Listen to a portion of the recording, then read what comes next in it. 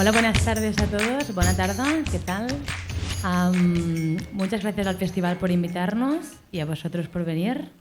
Hoy hablaremos de tres autores que hablan de Latinoamérica desde otro sitio, ¿no? Que piensan su espacio natal. Yo estoy contentísima, son tres escritorazos. Tenemos a Carlos Fonseca, luego a Constanza Ternicier y a Vanessa Londoño. Estoy muy contenta porque realmente yo hace muchos años que no piso Latinoamérica y leerlos ha sido una vuelta a sentir una comunidad, ¿no? A veces volvemos aquí a Europa, ¿no? Y se pierde la esencia, ¿no? Y se pervierte la imagen que hay, bueno, lo que existe allí. Y realmente yo quería preguntaros así para empezar, ¿cómo es pensar vuestra patria desde otro sitio, ¿no? Si la veis mejor, si la podéis pensar mejor. Hola a todos, muchas gracias por acompañarnos hoy, a todas y a todos también. Gracias al festival, muchas gracias a la ciudad. Estoy muy contenta de estar acá. Justo venimos con un proyecto que desembarca de México a España, ¿no? Haciendo un poco como un viaje en reversa de lo que normalmente se hace. Bueno, ¿cómo es pensar la patria desde fuera? Un poco es la pregunta, ¿no? Bueno, siempre que pienso en la novela que escribí, la pienso, y lo he dicho algunas veces, en un ejercicio de cartografía literaria. Uno como escritor lo que hace es iluminar un territorio y es un ejercicio muy egoísta porque uno crea un territorio de ficción en el que invita al lector a ubicarse ahí con uno, ¿no? Pero es el territorio que uno ha creado y es el territorio también que uno excluye otros territorios porque esa es la función principal de los mapas, ¿no? Es excluir también. Entonces, digamos, a través de unas coordenadas de ficción, uno muchas veces lo que hace es ver más claramente un territorio real, porque la ficción permite, ¿no?, el vehículo para visibilizar cosas a las que normalmente estamos, que tenemos ya normalizadas. Entonces, para mí el ejercicio de entender mi propio lugar, mi propio país, mi propio territorio y mi propia región ha sido a través de la literatura, ha sido a través de la ficción. Y fue un ejercicio que obviamente no pude hacer viviendo en Colombia, sino que lo hice viviendo afuera, ¿no? Que es la gran paradoja que yo creo que todos en algún momento de la vida como escritores o artistas experimentamos, esa posibilidad de trazar una cartografía solo cuando estás lejos de ese lugar.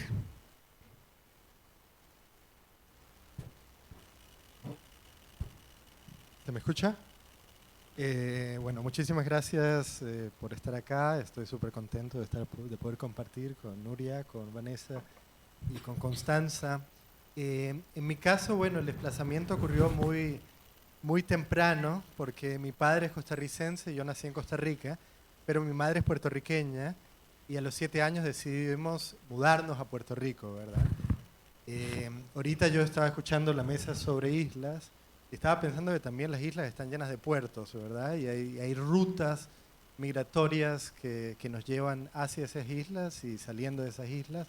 Y en mi caso, bueno, ese momento de migración me marcó muchísimo, porque imagínate, yo tenía 7 años y de repente de sentirme costarricense, acababa de ser el Mundial de Italia 90, uno no podía ser más que costarricense, que esa Costa Rica que había pasado a ronda de 16 por primera vez en la historia. De repente llego a Puerto Rico y me dicen, bueno, pero ahora tienes que ser puertorriqueño, ¿verdad? Yo voceaba, los puertorriqueños tutean, y realmente hice el esfuerzo, pero de repente ocurrió algo rarísimo, que era que en Puerto Rico todavía me consideraban costarricense, y después en Costa Rica, cuando regresé, ya tuteaba, y no me consideraban ya costarricense. Entonces estaba en un punto casi como de ambigüedad identitaria. Y eso me llevó un poco hacia América Latina como imaginario, ¿verdad? De repente la posibilidad de ser latinoamericano era una forma de ser tanto puertorriqueño como costarricense, ¿verdad? Eventualmente me mudé a Estados Unidos a estudiar y ahí todo el mundo me decía Costa Rica, Puerto Rico, muchas veces ni siquiera sabían cuál era la diferencia. Decían, oh, Latin America, ¿verdad? Entonces yo creo que mi ficción es un poco trabajo eso, trabajo América Latina como una propuesta latinoamericanista interna desde el continente, pero también como una fantasía que viene de lugares coloniales, desde Europa, desde el norte, ¿verdad? Y creo que un poco me gusta ubicar esas rutas de mis personajes como una forma de meterse en la forma en que esas rutas están trazando fantasías coloniales sobre lo que es América Latina, pero también como América Latina está respondiendo con formas de identidades que están autodefinidas desde adentro. Bueno, parto también con las palabras de rigor, agradecida de estar acá, agradecida a Casa América, de Bibliotecas de Barcelona y de poder leernos entre nosotros. Creo que es el gran valor de estos festivales. Me he puesto a leer a Carlos con entusiasmo el último libro, el libro de Vanessa, que está presentando acá. Y no sé, creo que finalmente ese es el gran valor de estos encuentros, ¿no? Así que gracias. Dicho esto, yo creo que la migración es como que todas y todos somos migrantes de algún lugar, ¿no? Y quizás llegar a entenderlo puede ser el modo también de empatizar con lo que significa migrar. O sea, nosotros tenemos experiencias particulares, sobre todo por estudios, ¿no? Que nos hemos movilizado, bueno, aparte del móvil isleño aquí, pero también hay algo migrante que nos constituye y creo que La Trayectoria, que es mi última novela, un poco trata de expresar eso, ¿no? Es como es ese sujeto que migra, pero que también representa a las y los migrantes, ¿no? Y en el caso de mi país, o sea, particularmente en Chile, y bueno, Latinoamérica, ¿no? O sea, está conformado por gente que migró. Somos de naturaleza híbrida, las dictaduras nos hicieron migrar, mi padrastro migró a Europa por las dictaduras, entonces como es algo que nos conforma, está a la base de nuestra formación y de nuestra experiencia. Sí, bueno, en tu última novela, de hecho, en La Trayectoria, hay una suerte de equiparación de todos los migrantes que hay ahí, ¿no? En Londres. Yo lo veía, ¿no? Había una clara distinción entre los europeos y los migrantes que trabajaban en el hospital, en el caso, ¿no? de la historia. Y en tu novela también, Carlos, en tu última novela en Austral, encontramos un personaje, Julio, ¿no? Que es un costarricense que vive en Cincinnati y que se va a Argentina, que no es su país, pero lo siente como un regreso a casa, ¿no? Y en el caso de tu novela, yo empecé, ¿no? Por las vestimentas, vislumbrando los cogis, pero luego poco a poco también fui ¿no? yéndome hacia otros países latinoamericanos y esta Latinoamérica que late con fuerza, ¿no? Como tú decías, un poco como aprovechando esta mirada colonial, ¿no? Que la ha juntado y ha hecho de toda ella una pieza, pues un poco, ¿no? Ganando autonomía propia en este sentido, ¿no? Sí, un poco retomando el tema que nos convoca hoy, que es la migración y el desplazamiento, y pensando en esas cartografías que cada una de las novelas plantea, pues son territorios centrifugados de alguna forma porque están constituidos por partes precisamente que se van uniendo, ¿no?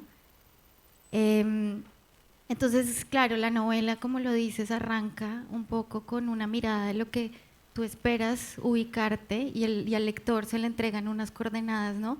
Pero creo que ahí, de todas formas, es un mapa en blanco, de alguna forma, porque cada lector va llenando la identidad de esa cartografía con algo de su propia identidad.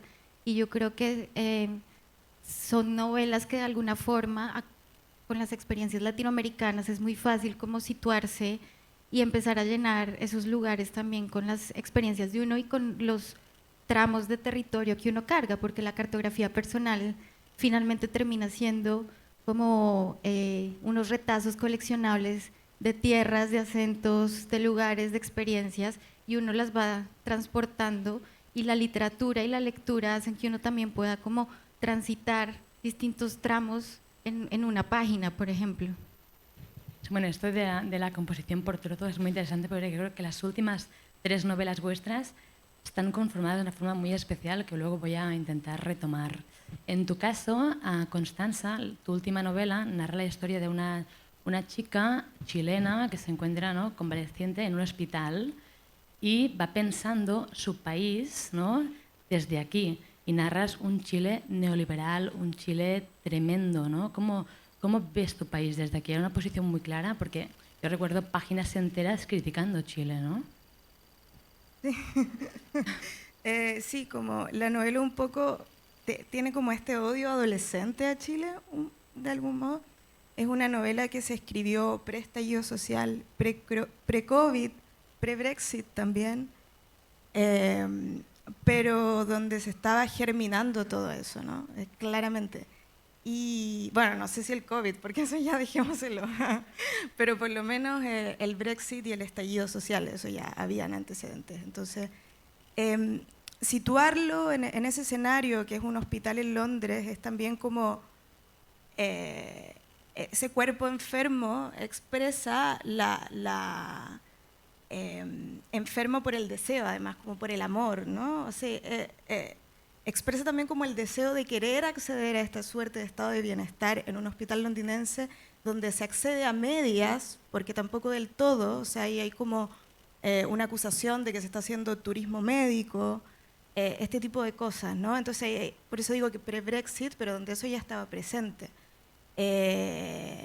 Entonces, como un deseo de querer estar en ese estado de bienestar, pero saber que tampoco funciona del todo, ¿no? Y observar a la distancia la realidad chilena, cuestionándola, impugnándola. También esto como de revivir la farsa del dictador y que tiene que ver también con el deseo en Londres, ¿no? O sea, como estar en el lugar donde casi se pudo enjuiciar a Pinochet y no se hizo, ¿no? Porque finalmente hizo precisamente, o sea, porque hubo un tema médico, de nuevo, del cuerpo, ¿no? Entonces eso como ahí, para mí era importante que quedara ese juego. Sí, sí, no, y además es muy clara también la violencia que hay en Londres, en tu novela, ¿no? No solo la frialdad con la que son tratados la gente, también por ser migrantes, ¿no? El trato indistinto, la preocupación por si habrá pago o no habrá pago, ¿no? Es un constante asedio, ¿no? Y ahora que hablas del cuerpo, una novela en la que el cuerpo es algo muy presente es la tuya, ¿no? Encontramos violencia estatal, claramente, encontramos violencia contra la mujer, contra las comunidades oprimidas, ¿no? Y además se expresa a través del cuerpo, hay mucha mutilación. Yo creo que tu novela nos recuerda que la violencia pasa por el cuerpo y que no se puede pensar sin él, que es indisociable de alguna forma.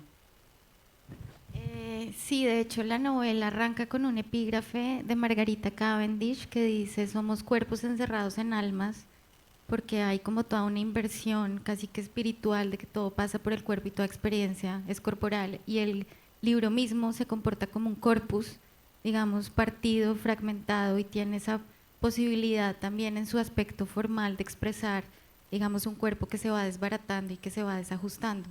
Entonces, y un cuerpo además que desde lo territorial convive con el territorio y es contiguo a la naturaleza, y la naturaleza también ingresa de distintas formas a las anatomías de los personajes, que los personajes van perdiendo también. Entonces, sí hay una idea de entender que el cuerpo no solamente media para entender, para como sufrir la violencia, sino también como que hay una idea acá como muy ancha de que el cuerpo invade el paisaje y viceversa, ¿no?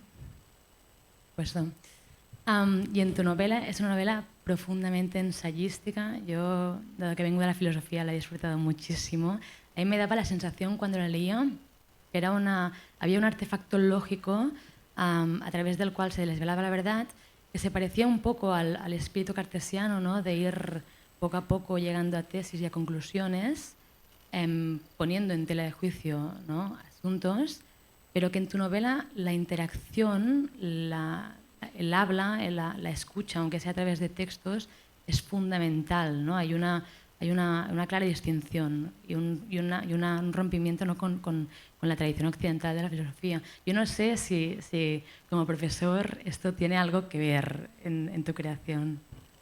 Sí, bueno, yo creo que vengo de la academia, pero me gusta pensar por historias, ¿verdad? Don DeLillo tiene una frase muy bonita que siempre me gusta, que dice, en inglés dice algo así como, writing is a concentrated form of thinking. Escribir es una forma concentrada de pensar. Y yo creo que sí, que pensamos en historias, pensamos narrativamente y pensamos cuando escuchamos las historias ajenas.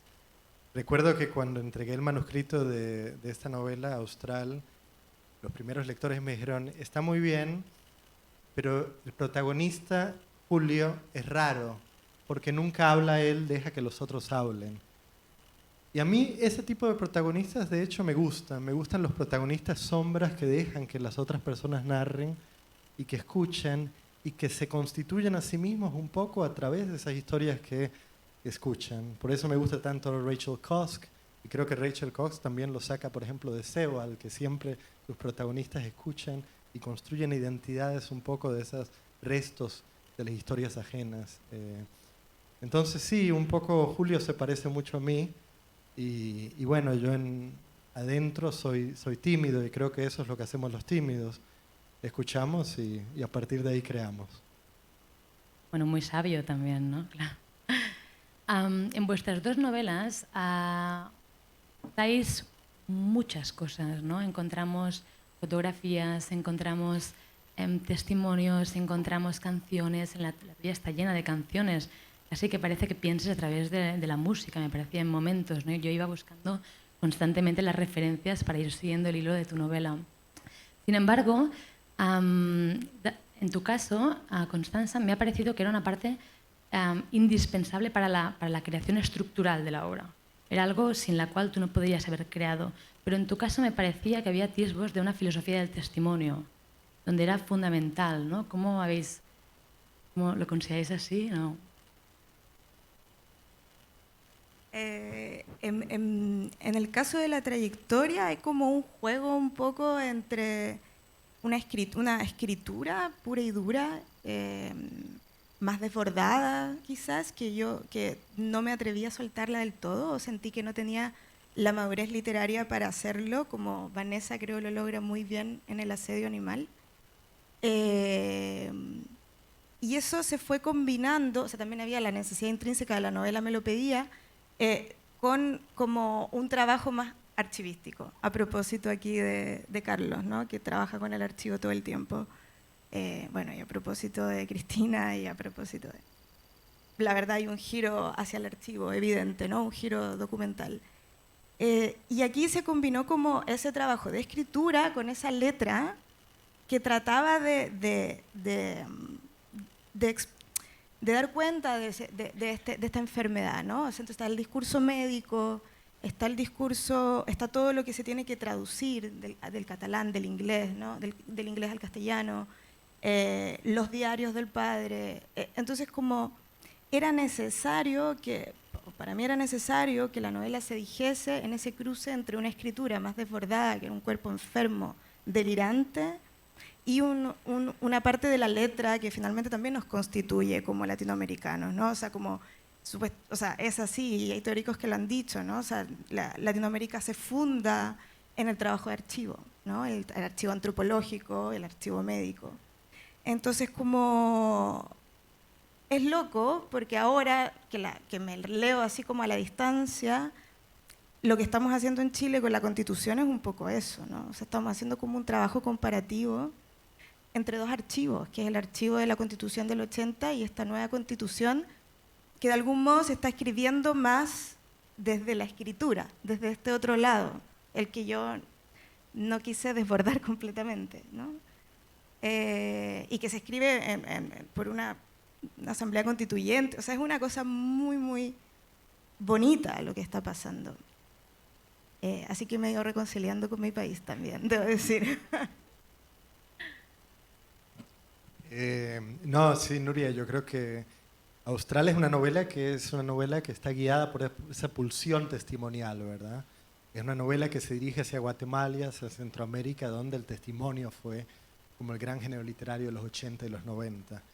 Es lindo que Constanza mencione el archivo y que mencione que acá tenemos a dos de las que para mí por lo menos fueron de las maestras para ayudarme a pensar cómo pensar el archivo latinoamericano, que fueron Cristina Rivera Garza y Marta Ponte. Y particularmente en esta novela yo creo que es una novela sobre dejar huella. Hay tres personajes, un último hablante indígena y el antropólogo que está tratando de que esa cultura deje huella, quede grabada dentro de cierto archivo. Hay una escritora en batalla con afasia que está también tratando de dejar huella de una experiencia autobiográfica de su padre, antropólogo también, y un sobreviviente del genocidio guatemalteco, que un poco como Rigoberta Menchú, intenta también dejar testimonio, ¿verdad? Y Julio, de alguna manera, está tratando de dejar testimonio de su propio viaje centroamericano en los 1980, cuando el genocidio guatemalteco y el conflicto armado centroamericano está ocurriendo, ¿verdad? Entonces, yo creo que sí, que el archivo y esa pulsión o ese horizonte testimonial es hacia donde todo se dirige, hacia donde también se dirige un poco la escritura, ¿verdad? Escribimos para dejar huella, escribimos para construir contraarchivos, contra aquellos archivos que son los archivos del poder, los archivos estatales, los archivos oficiales o hegemónicos, ¿verdad? Entonces, la pregunta es cómo uno puede meterse ahí y desestabilizar un poco. Sí, sí, por supuesto. Y en tu caso también hay muchos testimonios, ¿no? A mí, yo cuando leía tu novela veía a Faulkner y esta construcción de un espacio a través de una comunidad, ¿no? Yo no sé si hay Faulkner por ahí, si es un referente, quien había en esta construcción, ¿no? del espacio. Yo lo veía claramente allí. Y además, perdona, que quería dialogar un poco con lo que decías, que además la Constitución chilena se está escribiendo con una lingüista a la cabeza, ¿no? Que es Elisa Loncón, ¿no? Que además es un proyecto hermosísimo porque es el reconocimiento de la pluralidad de las lenguas y es muy hermoso que una Constitución parta desde el reconocimiento del lenguaje y parta desde ahí, me parece un proyecto hermosísimo. Sí, el libro además también arranca con otro epígrafe de Faulkner que a mí me gusta mucho y que me ha ayudado mucho a pensar Colombia y me ayudó mucho a construir la novela, y es en el momento en que nos damos cuenta que las tragedias son de segunda mano, porque las historias también se revenden en un mercado de segunda y hay una usurpación del lugar de enunciación, que es lo que yo creo que ha pasado en Colombia en la historia del conflicto armado, ¿no? El proceso de paz sufrió y estuvo atravesado por allí. Digamos que cuando uno mira el mapa de Colombia, de cómo se dieron las votaciones, de las votaciones que negaron la posibilidad de implementar el proceso de paz, casi que toda la periferia de Colombia había votado, que fue donde el conflicto fue más duro y donde se ha vuelto a recrudecer. Casi toda esa periferia votó masivamente por aprobar el proceso de paz, ¿no? Y en las ciudades la gente votó que no quería el proceso de paz, y había una usurpación de esas historias de las víctimas.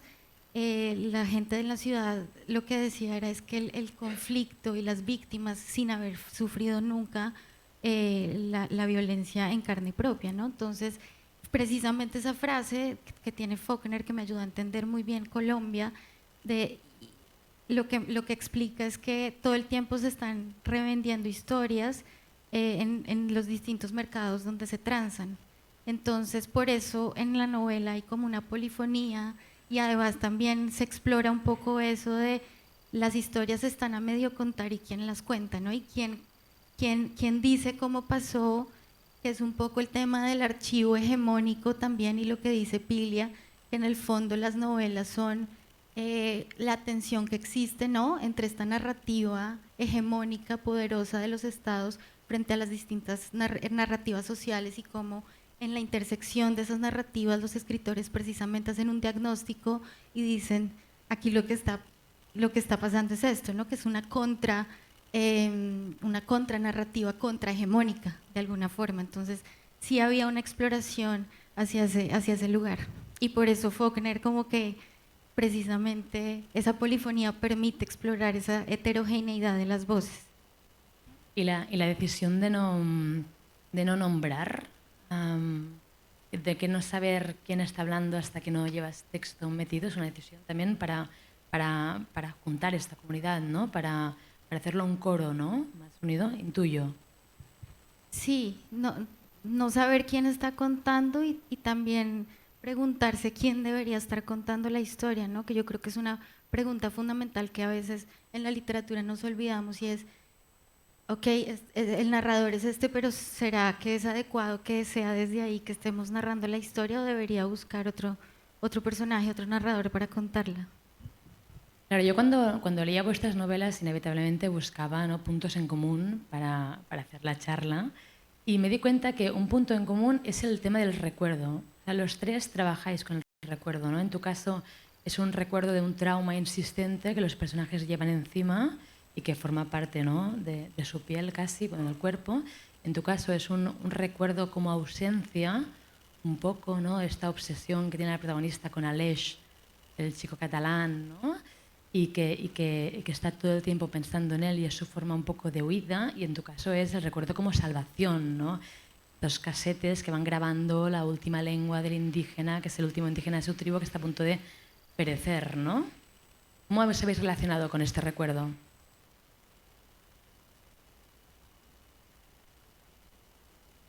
Sí, no, evidentemente la posibilidad que antes hablaba yo del archivo está pensada acá en relación al recuerdo, ¿verdad? Y sobre todo, por ejemplo, en el caso mencionabas de Vanessa, la posibilidad de un recuerdo que está construido en contra de un trauma, ¿verdad? En el caso de el Juan Paz de Río Mundo, el personaje guatemalteco es un recuerdo que está intentando construir en contra de un recuerdo traumático que sería el que marcó su infancia en Guatemala. Y en el caso del protagonista es la posibilidad de reconstruir un evento que de alguna manera él borró para poder construir su vida más placentera y cómoda en Estados Unidos. Y bueno, ahí siempre, en cada uno de los niveles de la novela estaba yo tratando de ver qué exactamente es un recuerdo, ¿verdad? Cómo se liga con las prácticas de la escritura, cómo se liga con las prácticas también que incluso me encanta que Vanessa mencionara a Faulkner, porque a veces siento que Faulkner es el escritor latinoamericano por excelencia.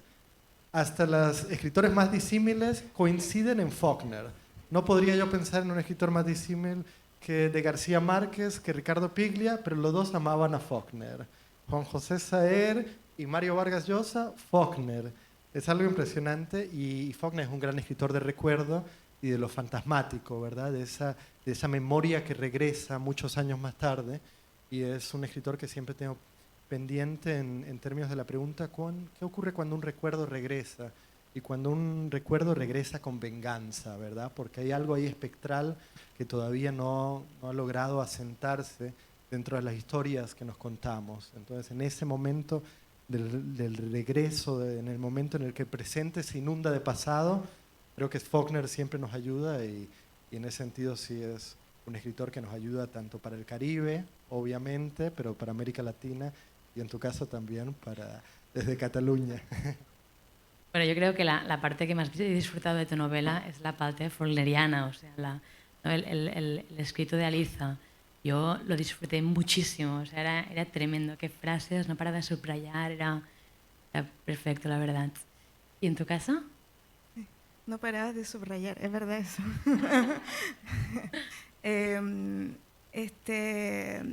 Sí, yo creo que finalmente la literatura es un ejercicio de memoria, ¿no? Hay como, no podemos escapar a esa pregunta, y incluso a la pregunta del olvido, o sea, como entendemos de manera muy dualista la memoria y el olvido, cuando son en realidad dos cosas duales, en el sentido de que se integran, se miran, se impugnan también, ¿no? O sea, y esta idea del coronel Lágrimas, que casi hay algo como que queda borrado también, ¿no? De querer borrarse. En el archivo mismo también, ¿no? Siempre el archivo es un ejercicio de recuperar memoria, pero también de algo que queda ruinoso, que queda en la sombra. En el caso de mis novelas, creo que ese dualismo existe, o sea, como el estado de coma es un estado de olvido completo, ¿no? Hay algo que tiene que ver también con el miedo del electroshock, de perder la memoria, ¿no? De la amnesia, que está muy presente. En el caso de Hamaca hay zonas mudas que quedan también, que tienen que ver con la infancia, con cuánto se recuerda y se es capaz de, o se olvida de la infancia, ¿no? O sea, siempre está en ese juego. Y recuperando más la tradición literaria también, muchas veces escribimos conscientes de esta tradición, ¿no? O sea, hay ahí como, siento que hay una necesidad desde este presente que nos puede, que es inmenso, ir recuperando hacia atrás, ¿no? Esa tradición. En el feminismo, por ejemplo, ¿no? Recuperar toda la tradición hacia atrás. Hay una necesidad imperiosa. Y lo que quería decir que, claro, la tradición como se condensa en un presente, que es brutal, que es lo que hace Vanessa como de condensarlo con una pluralidad de voces, ¿no? Y aquí una condensación temporal de tradiciones, en el caso de Carlo. Pero también retomo esto de una condensación que es literaria y que se cuela, o sea, que hay posibilidades de lapsus, ¿no?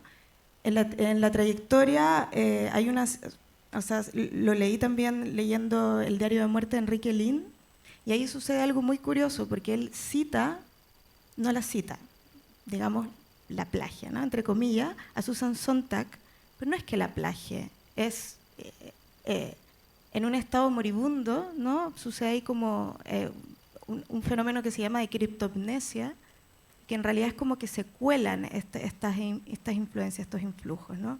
Probablemente cuando estemos todos en nuestro lecho de muerte nos va a aparecer Faulkner y vamos a empezar eso. Ojalá, ojalá. Bueno, y de hecho, tú sometes al lector a la amnesia de la protagonista. Hay cosas que no nos desvelas, ¿no? Y realmente andamos con ella. No nos haces partícipes de la totalidad, sino que aunque no estamos dentro de ella, porque no es ella quien habla directamente, estamos muy cerca de ella, ¿no? Y viajes acompañándola en este olvido y desvelamiento, pero muy lento y muy poco, ¿no? Del libro. ¿Y en tu caso? Bueno, pues siempre que pienso en la memoria, un libro que fue fundamental para mí para escribir El asedio animal es Los recuerdos del porvenir de Elena Garro, porque creo que ahí está la clave de lo que un poco es Latinoamérica, que es siempre estar encontrando estos hallazgos del futuro en el pasado, ¿no? Y tal vez la novela se mueve en esa tensión de las que ustedes también hablan, que es olvidar y recordar. La novela tiene como usa la lluvia como un vehículo que digamos de alguna forma activa la memoria de los personajes todo el tiempo, y es el vehículo que le permite a los personajes recordar. Y digamos que también llueve todo el tiempo, es una novela donde llueve todo el tiempo, pero también el exceso de lluvia crea deslaves, ¿no? Entonces, mientras el agua va creando memoria en la tierra, porque va creando cauces y va creando una huella, los deslaves también lo borran todo, ¿no? Porque vivimos precisamente en esa tensión de estar recordando, pero estar olvidando, sobre todo no sé, Latinoamérica es un lugar donde siempre estamos olvidando. Y finalmente creo que la salida un poco que encuentra la novela, y es algo también muy faulkneriano, ojalá no se nos aparezca para asustarnos Faulkner, pero es algo también muy faulkneriano, es que la novela no tiene una cronología, sino que los personajes van transitando, digamos, las intensidades de sus propios recuerdos, y de alguna forma al final lo que hay es una mujer que reconstruye las historias de los demás y reconstruye también digamos que hay un cuerpo que se va creando y van renaciendo las partes que le han ido mutilando a los demás personajes, van renaciendo en su cuerpo, ¿no? Y al transitar ya no el territorio, sino que al transitar las memorias de los otros personajes, hay una apuesta por la memoria colectiva que yo creo que es como la salida que tenemos, que es lo que se está haciendo ahorita en Chile, ¿no? Como precisamente entender que la memoria, lo colectivo, la memoria histórica es precisamente la única salida, digamos, a los conflictos que tenemos en Latinoamérica. Sí, totalmente de acuerdo. Bueno, y ahora que hablas de la cronología, en tu caso es una cronología mucho más lineal, ¿no? Pero en tu caso, por ejemplo, yo me da la sensación de estar delante de esta concepción del tiempo como un saco de cosas que se van acumulando, ¿no? Y donde el nazismo entra en juego en Latinoamérica, donde no realmente es imposible pensar el tiempo de forma lineal, porque somos, ¿no?, como un ángel de la historia que va sumando todo lo que hay detrás y no podemos huir de ello, ¿no? Y más como el modelo de la roca, ¿verdad? De la estrata o de los estratos y que están sedimentados. Pero quería regresar muy brevemente a lo que dijo Vanessa sobre los recuerdos del porvenir y sobre esa tensión que recordaba yo ahora cuando escuchaba a Laura Restrepo hablando del COVID, de que parece que hay una especie como de crisis sobre la futuridad. Vivimos en un presente tan catastrófico y tan plagado de crisis que se nos hace muy difícil pensar en el futuro. Recordamos, miramos al pasado, pero un poco como decías, Vanessa, esa política de recuerdo tiene que ir aliada o tiene que ir de la mano de la construcción de posibles futuros políticos. Basta, por ejemplo, entrar a una librería y ver la cantidad de los libros cuyo título uno encuentra la palabra final, ¿verdad? Ahora mismo no hay nada más sexy que el final, la catástrofe, la crisis. Y yo recuerdo cuando estaba, por ejemplo, escribiendo Austral, que tenía muy presente el hecho de que a mí me gusta muchísimo ese tipo de pensamiento, como Walter Benjamin, o en el caso narrativo W.G. Sebald, que piensa la historia como historia de ruinas y la posibilidad de construir el recuerdo o la memoria colectiva desde ahí. Pero en algún punto empecé a pensar, ¿no está eso borrando o bloqueando la posibilidad de pensar un futuro dentro de un discurso de ruinas que simplemente está reificando cierto discurso de catástrofe? Entonces, un poco ahora que te escuchaba, Vanessa, pensaba, sí, exactamente eso, cómo hacer que los recuerdos sean hacia el porvenir, ¿verdad? Bueno, este tema que planteas es muy interesante. Yo leí un libro muy bueno de Mark Fisher, el del capitalismo realista, y allí es, bueno, él plantea cómo pensar el mundo en un mundo ya devastado, ¿no? O sea, vamos a repensar el mundo a partir de un mundo que vemos que no nos gusta, pero sabemos que el capitalismo lo ha conquistado todo y por lo tanto, ¿qué hacer ahora, no? Debemos dejar la izquierda de lamentarnos, ¿no? Creo que además en tu caso, en tu novela, este tema es muy importante porque yo creo que hay mucha ecología en Austral, si no me equivoco, al menos yo veía atisbos de ella, ¿no? Sí, claro, bueno, en ese sentido también me sentía cercano de lo de Vanessa, en el sentido de que de alguna manera actualmente nuestra forma de pensar lo histórico es pensar lo natural, ¿verdad? Muchas veces encontramos en la naturaleza también la forma de pensar la historia, ¿verdad? La forma a veces catastrófica, como también, por ejemplo, ya que estamos mencionando a Faulkner lo sabía también, ¿verdad? Aguacero, el diluvio, el río crecido y la fuerza y la violencia, que ahí queda condensada tanto naturalmente como simbólicamente, ¿verdad? Y yo creo que sí, en Austral me interesaba este punto de confluencia en donde las violencias políticas e históricas se intersecaban con las violencias que están ocurriendo a nivel de lo natural, ¿verdad? En la Amazonía o en el caso de este último hablante, su cultura de los Nataibo en la alta Amazonía peruana está desapareciendo a raíz de cosas que son altamente también históricas y políticas, pero también ecológicas. Sí, por supuesto. Y ya para ir terminando, os preguntaré, si en tu caso yo creo que es muy claro la voluntad de mostrar la violencia contra la mujer, ¿no? Y cómo, desde qué punto la has planteado. Y en tu caso es un poco curioso, ¿no? Es como, yo lo consideraba a lo mejor un tipo de patriarcado menos físico, pero más de colonización de la mente, ¿no? y del espíritu, en el sentido de poner el hombre como centro de la mujer, ya, ¿no? Y a partir del cual ella va rotando y pensando.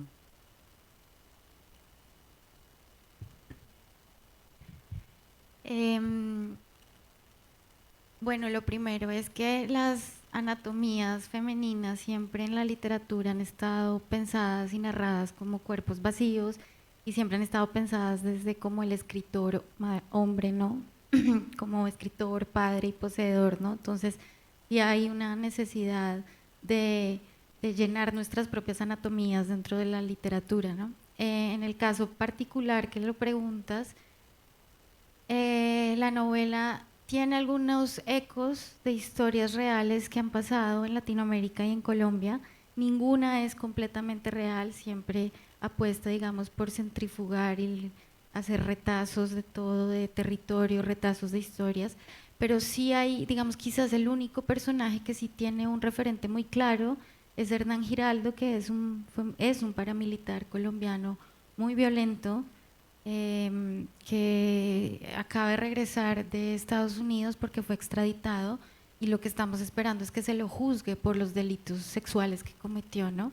Los abusos que cometió sobre las mujeres en la Sierra Nevada de Santa Marta precisamente. Fue un paramilitar que su ley era violar a todas las niñas, ¿no? A todas las vírgenes, y la virginidad de alguna forma existe, y esa era como su ley dentro del territorio, ¿no? Esta idea como súper atroz del patriarca, de la gran familia, ¿no? Entonces sí, el referente lamentablemente tiene un eco en la realidad colombiana, y de ahí surge como toda la construcción que se hace de este patriarcado que está depredando la naturaleza, pero también los cuerpos de las mujeres. Sí,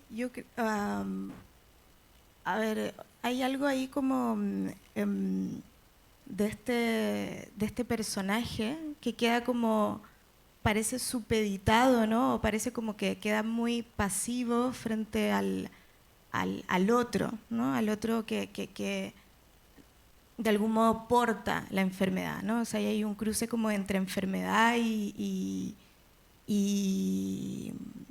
amor, que es muy medieval también. O sea, de ahí que, a propósito de los archivos que componen la novela, hay una parte que recoge toda la tratadística medieval, ¿no? Bernardo de Gordonio, hay como estos tratados del amor como una enfermedad. Están ahí presentes también por acoger esta es como, hay como un correlato entre ese cuerpo enfermo y ese cuerpo migrante. Por eso se llama la trayectoria de los aviones en el aire. Entonces hay algo ahí como los virus andan en el aire, como el virus que siempre viene de afuera, el amor como casi un invasor, ¿no? Así como estas metáforas que por lo demás son súper peligrosas, de considerar el amor como un terreno de conquista, ¿no? Como te voy a como hacer claudicar, ¿no? Entonces un poco ese era el juego, y que haya finalmente una enfermedad como la encefalitis, que podría haber sido COVID también, es una enfermedad como que tiene una resonancia colectiva también. Es como el cuerpo enfermo se enferma también, hay como una indiferenciación, ¿no? Como un poco las pestes medievales, como donde el individuo, el proceso de individuación todavía no estaba tan presente en esa época, ¿no? Como pasa en los cuerpos del libro de Vanessa. Hay algo ahí como que se indiferencia ahí entre los cuerpos. Eso me parecía bonito de explorar. Muy bien, pues muchas gracias por acompañarnos a todos y buenas tardes.